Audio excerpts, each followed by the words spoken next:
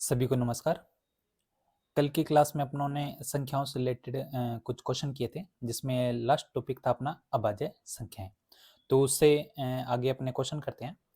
तो क्वेश्चन ये है, अगर आपसे पूछ ले कि 203 बताओ आपकी अभाज्य संख्या है या नहीं, तो 203 से पहले अगर अपने पास कोई छोटा नंबर आ जाए, जैसे 3, 5, 7, 11, तो इनके तो अपने चेक कर लेंगे। क्यों? क्योंकि जैसे मान लो अगर मैं 3 लिखता हूँ, तो 3 के दो ही गुणनखंड बनेंगे, 1 या 3।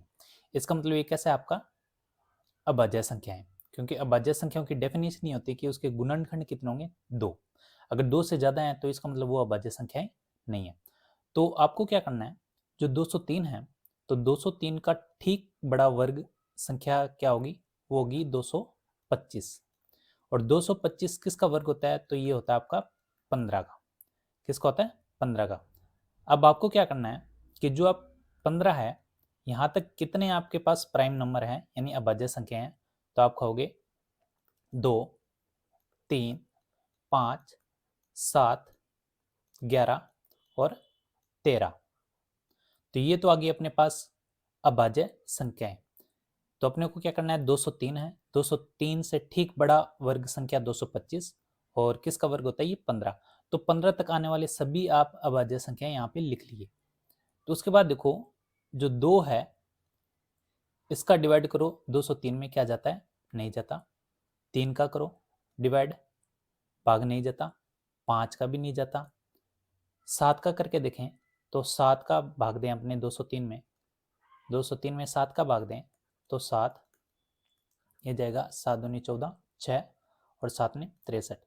इसका मतलब 7 का भाग जा रहा है, तो यहाँ पे कितने गुणनखंड हो गए? यहाँ पे गुणनखंड हो गए 3। क्यों?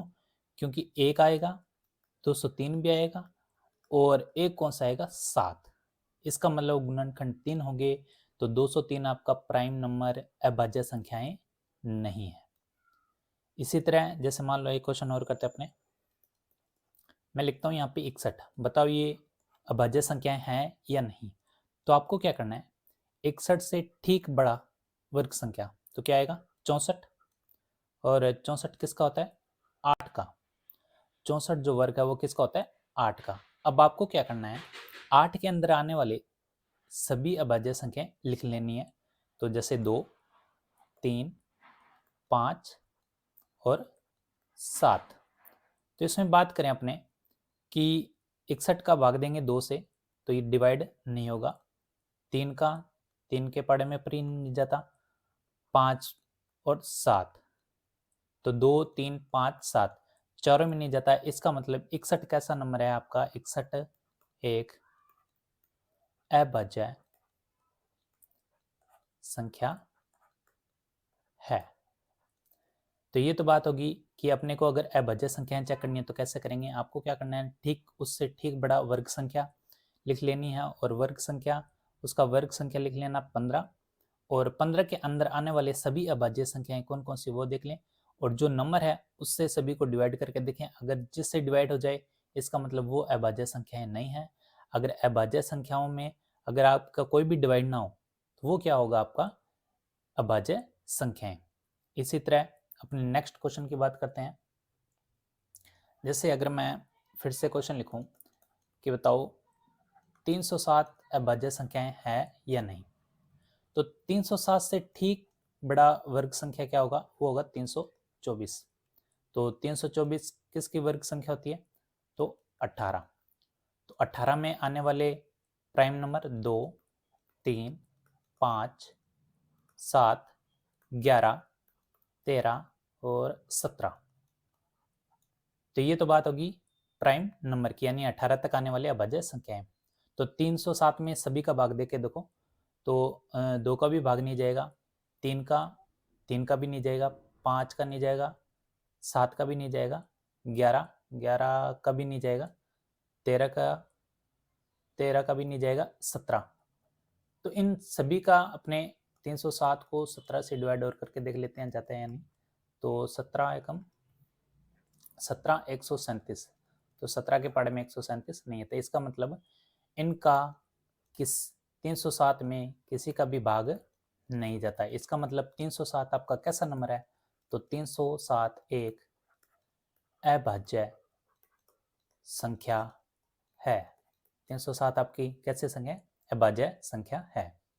तो ये तो बात आ गई कि अपने को पता रहे कि अभाज्य संख्या है या नहीं, तो उसके लिए ये स्टेप है।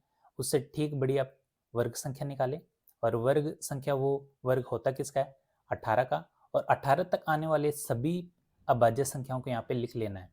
ठीक है, उसके बाद बात करें इससे रिलेटेड कुछ और क्वेश्चन की।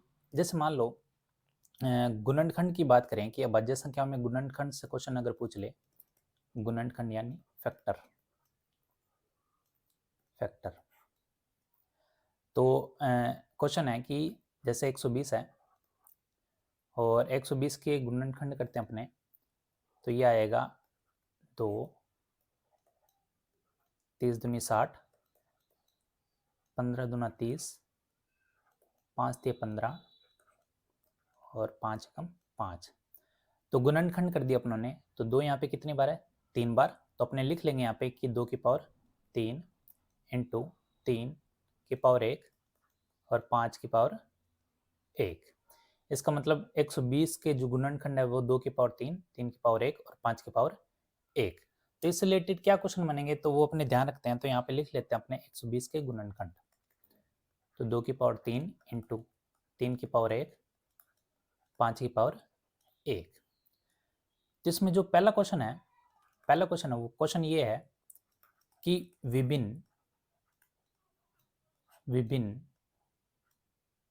अभाज्य गुणनखंडों की संख्याएं बताएं। विभिन्न अभाज्य गुणनखंडों की संख्याएं बताएं, यानी 120 में कौन से अभाज्य गुणनखंड है? तो अपने को पता है एक तो है 2 अभाज्य गुणनखंड है, 3 भी अभाज्य गुणनखंड है और 5 भी आपका अभाज्य गुणनखंड है। तो इसमें कितने आ जाएंगे?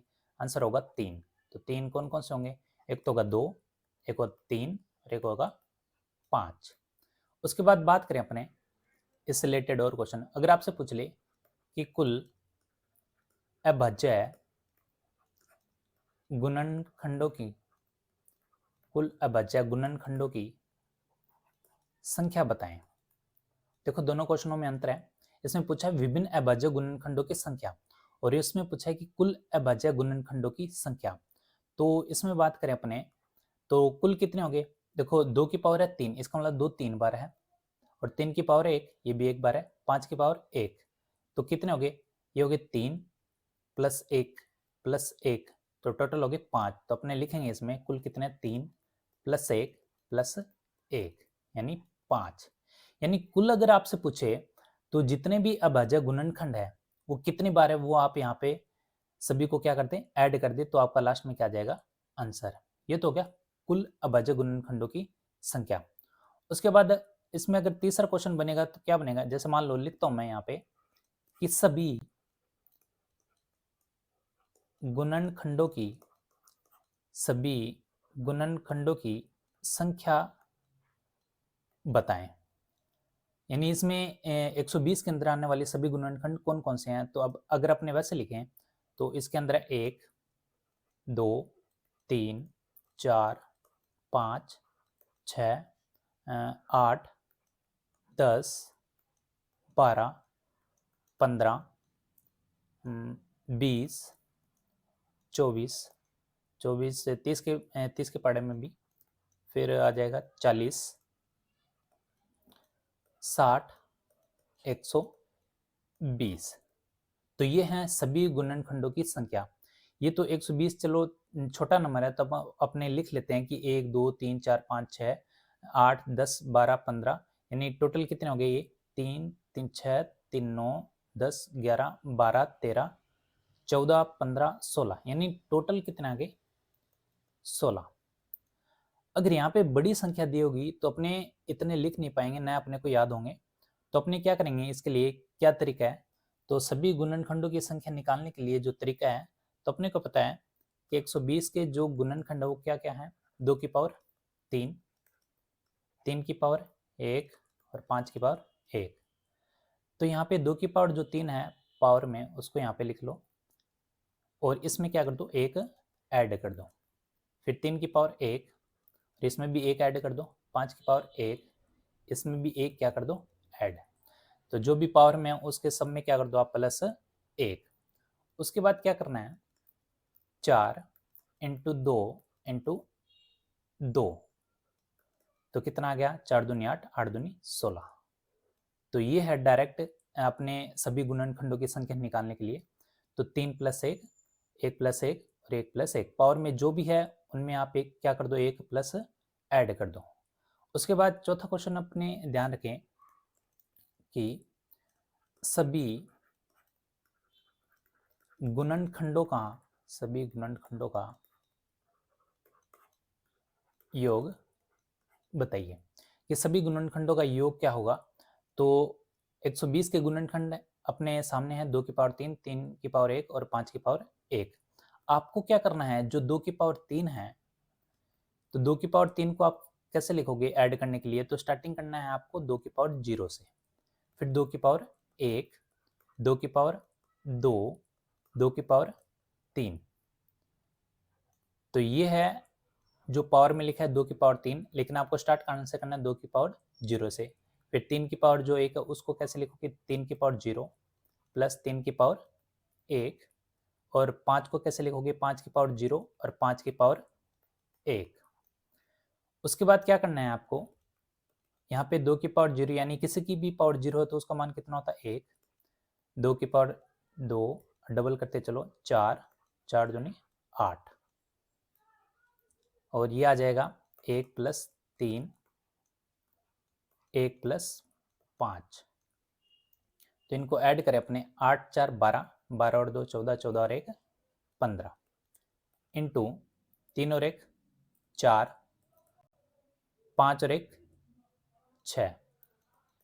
तो इसको अपने गुना करें 24, तो आ जाएगा 15 चौके 60, 6 आ गया, 15 दूनी 30, 30 और 6 36, यानी 360।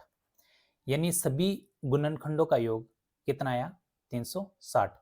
नहीं तो आप क्या करें, जैसे अपनों ने 120 के गुणनखंड लिखे थे, इन सबको आप जोड़ लो, तो इन सब का जोड़ कितना आएगा, 360। लेकिन इसमें टाइम ज़्यादा लगेगा, टाइम से बचने के लिए अपने थोड़ा सा शॉर्ट मेथड अपनाएंगे। तो जो भी पावर में है, तो पावर में है तो अपने स्टार्टिंग कहाँ से करेंगे, 2 की पावर 0 से, 3 की पावर 1 है तो 3 की पावर 0 से, 5 की पावर 1 है तब भी 5 की पावर 0 से।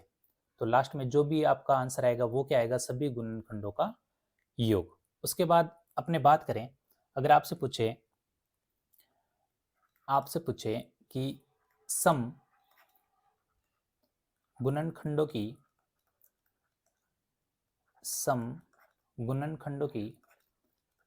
संख्या बताएं, सम गुणनखंडों की संख्या बताएं। तो इसके लिए आपको क्या करना है, इसमें आपको बस एक चीज ध्यान रखना है कि 2 को बाहर रखना, आपको सिर्फ 1 2 को क्या रखना, आपको बाहर।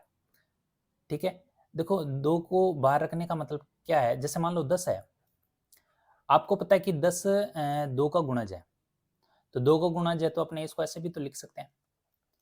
तो मैंने 2 को बाहर कर दिया, इसका मतलब अपने को पता चल गया कि जो 10 है वो क्या है, आपका 2 का गुणज है। ठीक है, इसलिए मैंने 2 को क्या लिखा है, बाहर, तभी अपने को ये पता चलेगा कि किसका गुणज है। तो अपने बात करते हैं सम गुणनखंडों की संख्या। तो अपने को पता है 120 है, 120 के गुणनखंड क्या है, 2 की पावर 3, 3 की पावर 1 और 5 की पावर 1। तो इसको क्या करना है आपको, 2 की पावर 3, 3 की पावर 1 और 5 की पावर 1, और इसमें क्या करना है आपको, 2 को क्या करना है बाहर, सिर्फ एक 2 को बाहर। तो यहाँ पे अगर मैं 2 को बाहर रखूँ तो अंदर क्या रह गया, 2 की पावर 2, 3 की पावर 1 और 5 की पावर 1। तो सिर्फ आपको क्या करना है, सिर्फ 2 को बाहर रखना है, बाकी सबको ऐसे कैसे ही लिखना है आपको।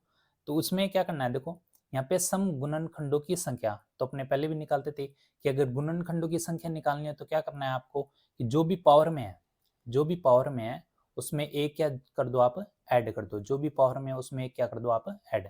तो यहाँ पे 2 है तो 2 प्लस 1, 1 है, 1 प्लस 1, यहाँ पे भी 1 है तो 1 प्लस 1।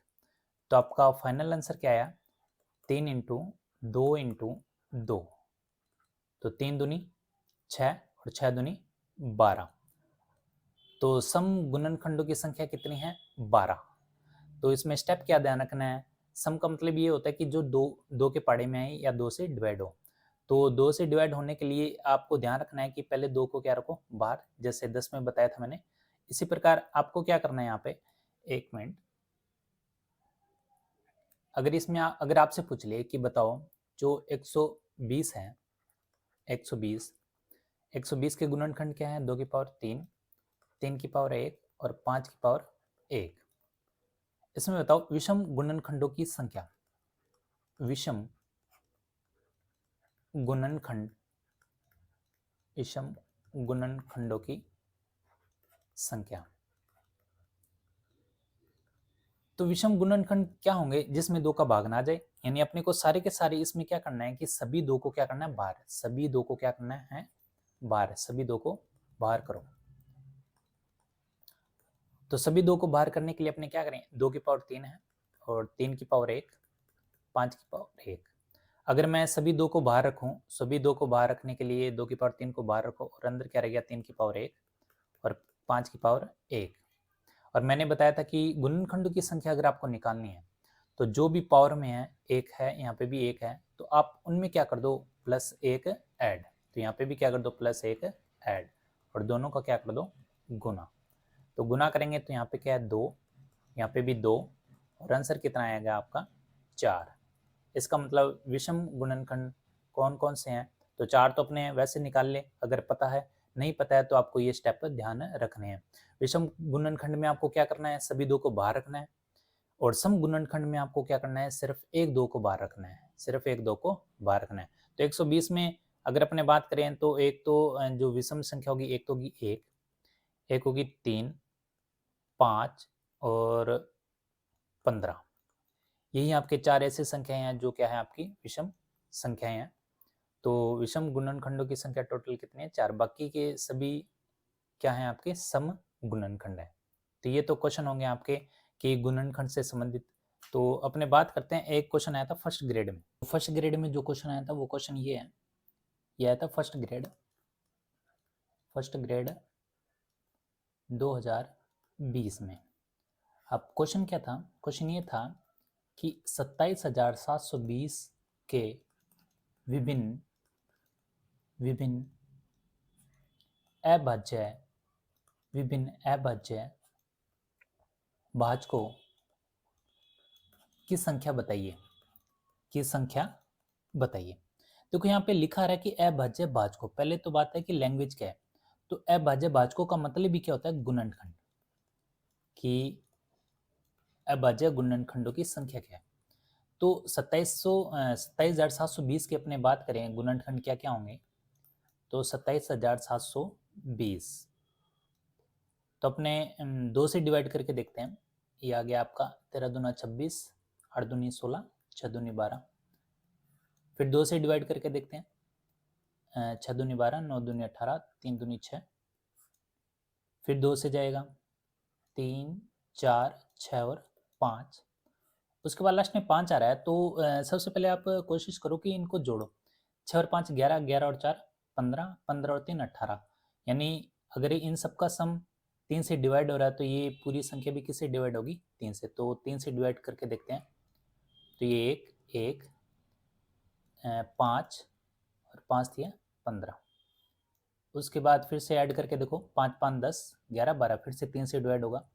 तो 3 से ये जाएगा आपका 3 3 9, 8 3 24 और ये आ गया आपका 5 3 15। फिर से ऐड करके देखो, 8 और 5 13, 13 और 3 16, 16 3 के पाड़े में नहीं आता तो इस बार ये जाएगा किस पे? 5 पे। तो 7 5 35 और 3 बच गया, 7 5 35। फिर जाएगा ये 7 पे, 11 7 77 और लास्ट में 11। तो ये तो बात करें अपने गुणनखंड की। 27,720 के गुणनखंड। 2 कितनी बार है? 3 बार। 3 कितनी बार है? 2 बार। 5 कितनी बार है? 1 बार। 7 भी 1 बार है और 11 भी 1 बार। और मैंने बताया था कि विभिन्न अभाज्य गुणनखंडों की संख्या निकालनी है तो क्या करना पड़ेगा? तो जो भी आपको नीचे दिया हुआ है 2 3 5 7 11 जो भी बेस है वो सारे क्या कहलाएंगे? आपके गुणनखंड। तो इसमें कितने होंगे? 2, 3, 5, 7, 11, टोटल हो गए 5। तो आंसर क्या आएगा? 5। तो ये क्वेश्चन आया था फर्स्ट ग्रेड 2020 में कि विभिन्न अभाज्य गुणनखंडों या अभाज्य भाजकों की संख्या बताइए। तो टोटल कितने यहाँ पे? 5। उसके बाद एक और क्वेश्चन आया था सेकंड ग्रेड में। तो सेकंड ग्रेड क्वेश्चन में ये आया था सेकंड ग्रेड 2015 में, सेकंड ग्रेड 2015 में। तो सेकंड ग्रेड 2015 में क्या आया था कि 960 के सभी भाजकों का योग होगा, यानी 960 के सभी गुणनखंड का योग होगा। तो सबसे पहले क्या करेंगे, अपने 960 के, और ब्रैकेट में एक लाइन दी हुई थी कि इसमें एक व समय को छोड़कर, यानी एक और समय मतलब 960 को छोड़कर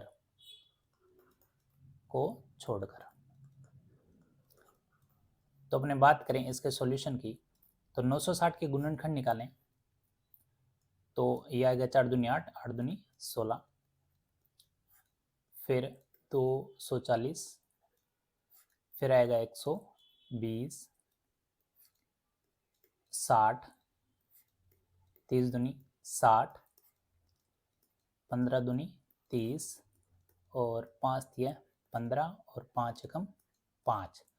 तो ये तो हो गए 960 के गुणनखंड। तो यहाँ पे 2 कितनी बार है? 1, 2, 3, 4, 5, 6, यानी 2 की पावर 6। 3 कितनी बार है? 1 बार। और 5 कितनी बार है? 1 बार। तो देखो योग की बात करें तो मैंने पहले ही बताया था, योग के लिए अपने को क्या करना है, जो 2 की पावर 6 है उसको स्टार्टिंग कहाँ से करेंगे? 2 की पावर 0 से, प्लस 2 की पावर 1, 2 की पावर 2, 2 की पावर 3, 2 की पावर 4, 2 की पावर 5, 2 की पावर 5 प्लस 2 की पावर 6। तो ये तो लिख दिया 2 की पावर 6। अगर इनको ऐड करना हो तो स्टार्टिंग कहाँ से करोगे? 2 की पावर 0 से। इसी तरह 3 की पावर 0 प्लस 3 की पावर 1, फिर यहाँ पे आ जाएगा 5 की पावर 0 और 5 की पावर 1। तो 2 की पावर 0, किसी की भी पावर 0 हो तो उसका मान कितना होता है? 1। फिर 2, बस डबल करते जाओ, 4, 8, 16, 32, लास्ट में कितना आएगा? 64। ठीक है। तो उसके बाद 3 की पावर 0, 1 प्लस 3, फिर 5 की पावर 0, 1 प्लस 5। अब इन सबको जोड़ लेते अपने, तो इन सबको जोड़ने पर आपका आएगा 4 2 6, 6 6 12, 12 और 8 20, 20 4 24, 24 और 2 26, 26 और 1 27। तो ये आ जाएगा आपके पास 7, या जगह 6 3 9, 9 9 और 1 10, 10 और बाकी कितना बचे? 10, और ये हो जाएगा आपका 2 12, 127। ये होगा 3 और 1 4 इंटू 5 और 1 6। तो इनको अगर अपने गुना करें तो इनको गुना करने पर आपका आएगा 3048, 3048। लेकिन क्वेश्चन में ये क्या है, अब ये तो अपनों ने योग ज्ञात कर लिया, लेकिन कंडीशन ये दे रखी है कि एक व समय को छोड़कर, यानी 1 और 960 को अगर अपने छोड़ दें तो आंसर कितना आएगा। तो लास्ट में कितना आया? 3048। तो 3048 में अपने 1 प्लस 960 कितना हो गया? 961। अगर इसको हटा दें अपने तो कितना आएगा? ये आएगा 7, ये आएगा आपका 8, ये आएगा 9 में से 9 गए 0, और यहाँ पे कितना बचा? 2। तो आपका आंसर आएगा 2087। तो ये आया था सेकंड ग्रेड 2015 में। उसके बाद एक और क्वेश्चन आया था सेकंड ग्रेड 2018 में। क्वेश्चन क्या था कि 6480 के सभी भाजकों की संख्या होगी। तो भाजकों मतलब सभी पूछ रहा है, तो इसका मतलब सभी गुणनखंडों की संख्या कितनी होगी, यानी 6480 में टोटल गुणनखंड कितने हैं। तो इसका सॉल्यूशन करें तो देखो, इसमें अगर अपने 6480 के गुणनखंड करोगे तो गुणनखंड करने पर आएगा आपका 2 की पावर 4, 3 की पावर 4 और 5 की पावर 1, 5 की पावर 1। अब देखो, सभी भाजकों की संख्या निकालने के लिए, गुणनखंड निकालने के लिए आपको क्या करना है, जो पावर में दी हुई है 4, यहाँ पे भी 4 और यहाँ पे भी 1, और इनके पावर में आपको क्या करना है, 1 प्लस करना है। अगर मैं 4 प्लस 1, यहाँ पे भी क्या करूँ, 4 प्लस 1 और यहाँ पे भी 1 प्लस 1, तो आपका आंसर कितना आएगा, 5 इंटू 5 इंटू 2, तो ये आएगा 25, 25 दूनी 50, यानी 6480 के सभी भाजकों की संख्या कितनी होगी, 50, यानी टोटल 50 गुणनखंड होंगे जिसमें 6480 में आएंगे। ठीक है, ये तो था क्वेश्चन सेकंड ग्रेड 2018। तो प्रीवियस ईयर के क्वेश्चन भी अपने करते जाएंगे जो अभाज्य संख्याओं से रिलेटेड थे। उसके बाद अपने इससे रिलेटेड और क्वेश्चन की बात करें तो और क्वेश्चन क्या है, जैसे मैं लिखूं 5808 के सभी विषम गुणनखंडों की संख्या ज्ञात कीजिए। तो 5808 के सभी विषम गुणनखंडों की संख्या, तो विषम गुणनखंडों के लिए अपनों ने पढ़ा था कि अपने को सभी दो क्या करने हैं, बाहर, और सम में क्या करते हैं, सिर्फ एक दो को क्या करते हैं, बाहर। तो यहाँ पे क्या करेंगे, अगर अपने 5808 के गुणनखंड निकालें तो यहाँ पे आएगा आपका 2 की पावर 4 इंटू 3 की पावर 1 और 11 की पावर 2। आप गुणनखंड निकाल सकते हो यहाँ पे। ठीक है, उसके बाद बात करें तो ये तो आगे गुणनखंड, उसमें पूछे कि सभी विषम गुणनखंडों की संख्या, तो इसमें क्या करना है, सभी दो को क्या करना है आपको, बाहर, सभी दो को क्या करना है, बाहर। अगर मैं सभी दो को बाहर कर दूं तो अंदर बचा 3 की पावर 1 इंटू 11 की पावर 2, 11 की पावर 2। फिर वही गुणनखंडों की संख्या निकालने के लिए यहाँ पे 1 है तो 1 में क्या कर दो, 1 जोड़ दो, ऊपर 2 है तो 2 में क्या कर दो, 1 जोड़ दो, फिर 2 इंटू 3, यानी टोटल गुणनखंड कितने होंगे विषम वाले, 6, कितने होंगे, 6। तो ये क्वेश्चन था जो अगर इस हिसाब से भी पूछ ले तो आपको क्या करना है, विषम वालों में सभी दो क्या करने हैं, बाहर करने हैं, और सम वाले में क्या करने हैं, सिर्फ आपको एक बाहर करना है।